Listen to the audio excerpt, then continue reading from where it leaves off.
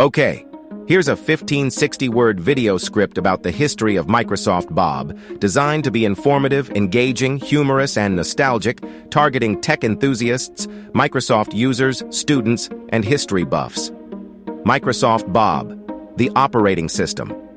Everyone loves to hate, but secretly misses. Ever seen a cartoon dog help you write a letter?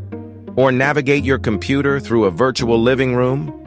Buckle up, because we're diving deep into the bizarre, beautiful, and ultimately doomed world of Microsoft Bob. Get ready for a nostalgia trip, filled with Clippy's less successful cousin and a whole lot of questionable design choices. Microsoft Bob, released in 1995, was a graphical user interface, GUI, designed to replace the Windows Program Manager. It aimed to make computers more accessible to novice users by presenting a friendly, cartoon-like environment. Think of it as a digital starter home for your PC. Instead of icons and menus, Bob featured a customizable virtual house. Users could click on objects within the rooms to access different applications. For example, clicking on a desk might open a word processor, while clicking on a clock could launch a calendar. Believe it or not, Microsoft Bob was spearheaded by none other than Melinda Gates. Her vision was to create a more intuitive and user-friendly interface for the rapidly growing home computer market. She believed that the traditional Windows interface was too intimidating for many people. The idea was to humanize the computer experience. By using familiar metaphors like a house and everyday objects, Bob aimed to make computing less daunting and more approachable. It was a noble goal, even if the execution, well, we'll get to that. Central to Bob's appeal, or lack thereof, were its cartoon characters. These personal guides were designed to assist users with various tasks. The most prominent of these characters was Rover, a yellow Labrador retriever. Rover would pop up with helpful tips and suggestions, guiding users through the interface. Other characters included a skull named Scuzz, yes, really, a globe named Geo, and a rabbit named Hopper. Each character had its own personality and quirks, adding to the overall whimsical feel of Bob. While Bob's interface was certainly unique, it wasn't exactly a technological marvel. It ran on top of Windows 3.1 or Windows 95, consuming significant system resources. This often resulted in sluggish performance, especially on older machines.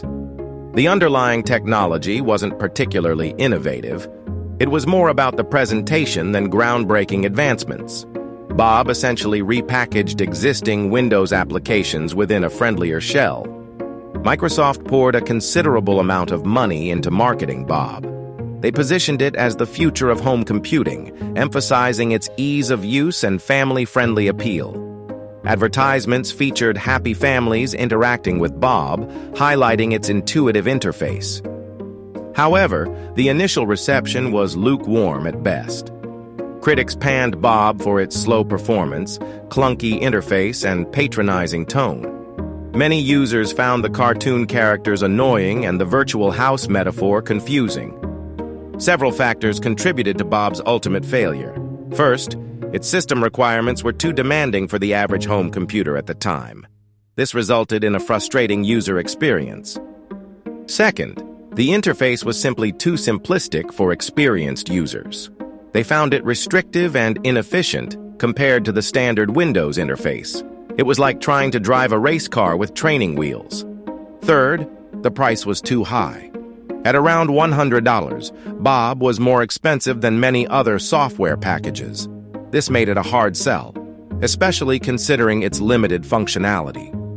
Finally, and perhaps most importantly, Bob was simply out of touch with what users wanted. People were becoming more comfortable with the standard Windows interface and didn't need a cartoon dog to guide them. While Melinda Gates championed Bob, Bill Gates himself was reportedly not a fan. He saw it as a distraction from Microsoft's core focus on business and productivity. This lack of support from the top likely contributed to Bob's eventual demise. It's rumored that Bill Gates even used Bob as an example of what not to do in software design. Ouch. That's gotta sting. Despite its failure, Microsoft Bob wasn't a complete waste. It taught Microsoft valuable lessons about user interface design and the importance of understanding user needs. It highlighted the dangers of oversimplification and the need to balance accessibility with functionality. Bob also paved the way for future Microsoft products, such as Microsoft Agent, which featured animated characters that provided assistance to users. Clippy, the infamous office assistant, was a direct descendant of Bob's cartoon guides. Believe it or not, Bob contained a few hidden Easter eggs. One of the most notable was a secret game called Skirmish, a simple strategy game hidden within the program files. Finding these secrets added a bit of intrigue to the otherwise bland experience. There were also quirky design choices, like the ability to customize the virtual house with different themes and furniture. You could even add your own photos and artwork to the walls. It was like a digital version of The Sims, but much, much simpler. In the years following its release, Microsoft seemed to want to forget about Bob. It was rarely mentioned in company history and was often cited as one of Microsoft's biggest failures. It's almost as if they wanted to bury it in the digital desert. However, in recent years, there's been a resurgence of interest in Bob.